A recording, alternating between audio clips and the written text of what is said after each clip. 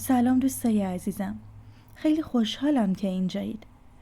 اگه این انرژی خونی درست زمانی به دستتون رسید که احساس میکنید چیزی توی زندگیتون گیر کرده، شاید این اتفاق تصادفی نباشه. بعضی وقتا کائنات قبل از اینکه تغییر بزرگی رو وارد زندگیمون کنه، یه نشونه‌هایی رو آروم و پنهانی میفرسته. نشونه‌هایی که اگه به اونها توجه کنیم، میتونن مسیر آیندهمون رو روشن‌تر کنن.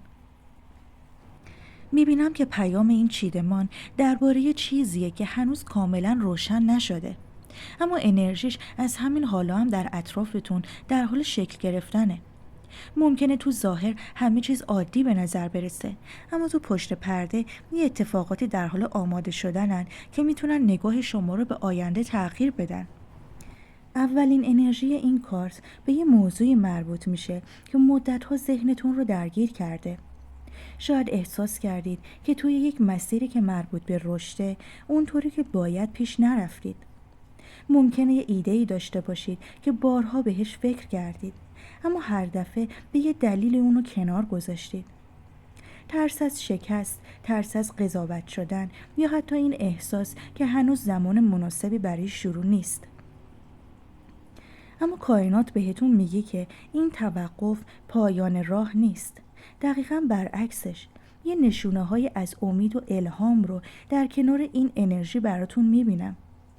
انگار یه نوری توی دوردست در حال ظاهر شدنه که شما رو به سمت یه مسیر تازه‌ای هدایت میکنه. ممکنه تو روزا یا هفته‌های آینده یه صحبت کوتاه، یه پیام غیرمنتظره، یا حتی دیدن موفقیت یک نفر یه جرقه‌ای رو توی ذهنتون ایجاد کنه. این جرقه میتونه همون انگیزه‌ای باشه که مدت‌ها منتظرش بودید تا دوباره به آرزوها و هدفهاتون نزدیک بشید.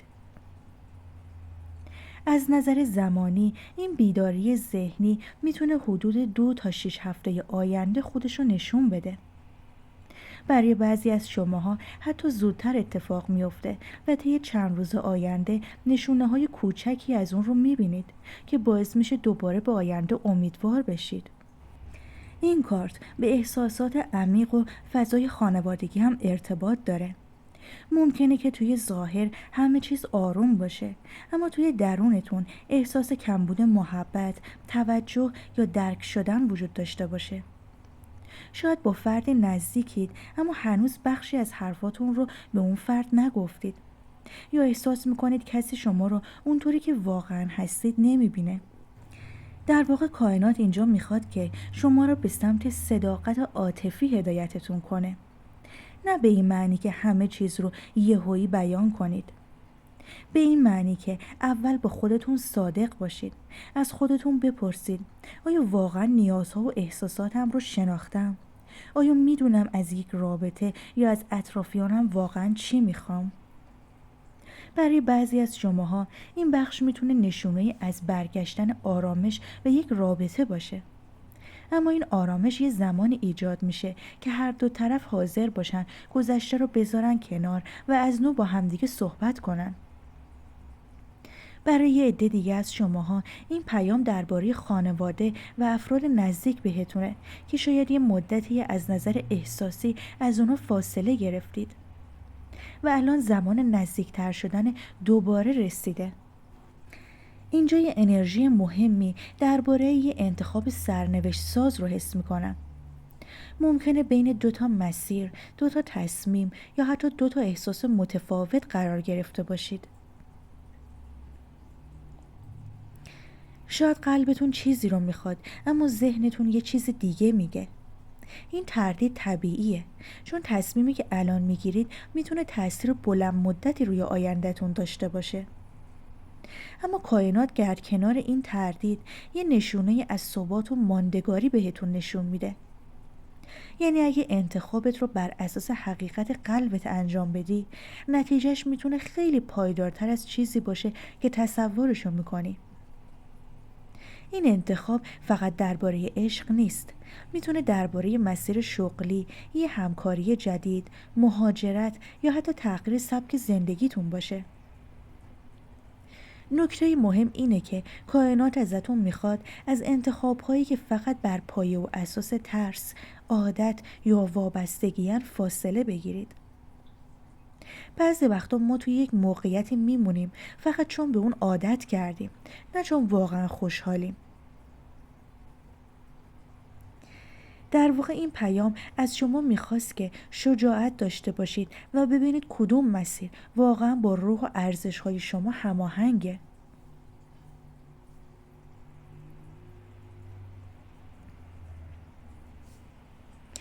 اینجا یه هشدار ظریفی وجود داره. ممکنه که یه فردی در اطراف شما وجود داشته باشه که با حرفهای قشنگ، وعده‌های جذاب یا رفتارهای احساسی واقعیت رو یه کمی متفاوت نشون بده. این شخص لزوما نیت بدی نداره، اما شاید خودش هم هنوز دقیق نمیدونه که چی میخواد و همین موضوع باعث سردرگمی شما شده. کائنات بهتون میگه که توی این دوره به رفتارها بیشتر از کلمه ها توجه کنید. کسی که واقعا برای شما ارزش قائل باشه اینو توی عمل نشون میده، از طریق اینکه براتون زمان بذاره، بهتون احترام بذاره، ازتون حمایت کنه و باهاتون صادق باشه. اگه احساس میکنی حرفا و رفتارهای یک نفر با همدیگه هماهنگ نیست، بهتره که عجله نکنی و زمان بدی تا حقیقت خودشو نشون بده. از نظر زمانی روشن شدن این موضوع میتونه حدود 1 تا 2 ماه آینده اتفاق بیفته. ممکنه حقیقتی درباره یک رابطه، یک احساس یا حتی نیت واقعی یک نفر برای شما روشن بشه و باعث بشه با دید بازتری تصمیم بگیرید. تا اینجا پیام کائنات بیشتر درباره بیدار شدن دوباره امید، شناختن احساسات واقعی و انتخاب آگاهانه بوده.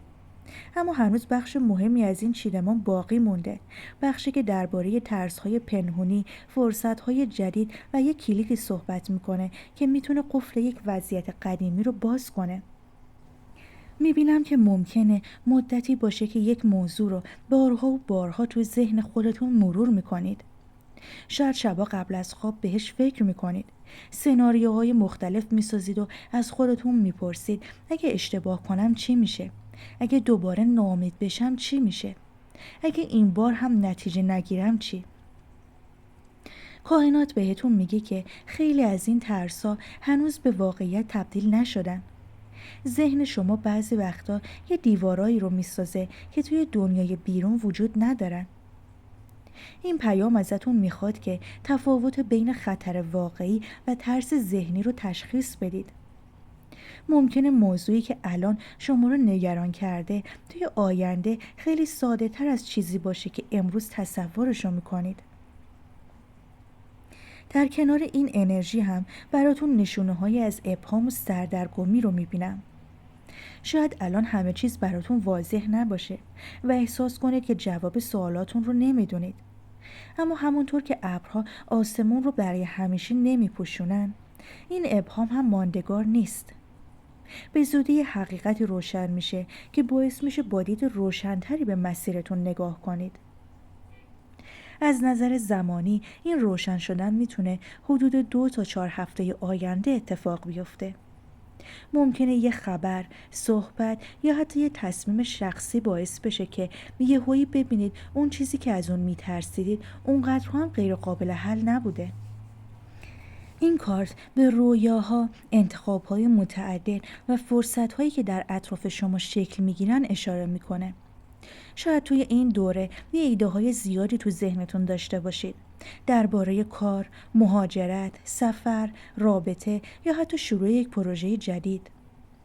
کائنات بهتون میگه که داشتن گزینه‌های زیاد همیشه به معنی پیشرفت نیست. بعضی وقتا فرد اونقدر بین انتخاب‌ها مردد میشه که هیچ کدوم رو به نتیجه نمیرسونه. توی این شرایط لازمه از خودت بپرسی کدوم مسیر واقعا با قلب و ارزش‌های من هماهنگه؟ نه مسیری که دیگران ازتون انتظار دارن، نه مسیری که فقط از روی ترس انتخاب میشه. منظورم مسیریه که وقتی که به اون فکر میکنی درونتون احساس آرامش و اشتیاق به وجود میاد. نشونه های از حرکت و تغییر مسیر رو براتون میبینم. این میتونه به یه سفر واقعی اشاره کنه، اما بیشتر از اون نماد حرکت از یک وضعیت قدیمی به سمت یه آینده تازه است. ممکنه تصمیم بگیرید از یه محیط فاصله بگیرید، روش زندگیتون رو تغییر بدید یا حتی نگاهتون رو نسبت به یه موضوعی کاملا عوض کنید. برای بعضی از شماها این تغییر تو 3 ماه آینده خیلی پررنگ‌تر میشه. ممکنه پیشنهادی برای همکاری، جابجایی یا حتی شروع کار جدید رو دریافت کنید. برای یه عده دیگه از شماها این حرکت بیشتر درونیه. یعنی نگرشتون نسبت به خودتون و آیندهتون تغییر میکنه. میبینم که شاید مدتی احساس کردید خسته و ناامید یا بی‌انگیزه شدید. اما انرژی این کارت بهتون میگه که شما از سخت‌ترین بخش مسیر عبور کردید. الان زمانش رسیده که آروم آروم دوباره قدرت خودتون رو به دست بیارید. ممکنه هنوز همه چیز کامل نشده باشه، اما نشونه‌های گشایش در حال نزدیک شدن به شماست. موضوعی که برای مدت‌ها بسته یا پیچیده به نظر می‌رسیده خیلی زود یه راهی رو برای حل شدن پیدا می‌کنه. این گشایش میتونه به شکل‌های مختلفی ظاهر بشه. مثلا یه جواب مثبت که انتظارش رو نداشتید، یه صحبت صادقانه که یه سوء تفاهم قدیمی رو برطرف میکنه، یا حتی یه فرصت مالی یا شغلی که مسیرتون رو تغییر میده، یا حتی یه تصمیم شخصی که باعث میشه احساس آزادی بیشتری کنید. از نظر زمانی این گشایش معمولاً بین 1 تا 3 ماه آینده خودشو نشون میده. اما برای بعضی از شماها ممکنه زودتر و توی چند هفته آینده هم آغاز بشه. میبینم که ممکنه یه نفر اطرافتون وجود داشته باشه که احساساتش رو به خوبی نشون نمیده، یا خودتون توی بیان کردن احساساتتون محتاط شده باشید. اما کائنات بهتون میگه که تغییر در حال نزدیک شدنه. وضعیت فعلیتون ثابت نمیمونه. چیزی تو زندگی شما در حال تغییره، حتی اگه هنوز همه نشونه‌هاش رو نبینید. این تغییر میتونه در زمینه عشق، کار، خانواده یا حتی توی نگاه خودتون نسبت به خودتون اتفاق بیفته. کائنات بهتون میگه که چیزی که مدت‌ها باعث خستگی روحی شما شده بوده در حال تموم شدنه. شاید این خستگی فقط به یه اتفاق مربوط نباشه. ممکنه مجموعی از ناامیدی‌ها، انتظارها و وابستگی‌ها، حتی ترسایی باشه که آروم آروم انرژی شما رو گرفتن. اما الان نشونه‌هایی دیده میشه که بهتون میگه این دوره دیگه مثل گذشته ادامه پیدا نمی‌کنه.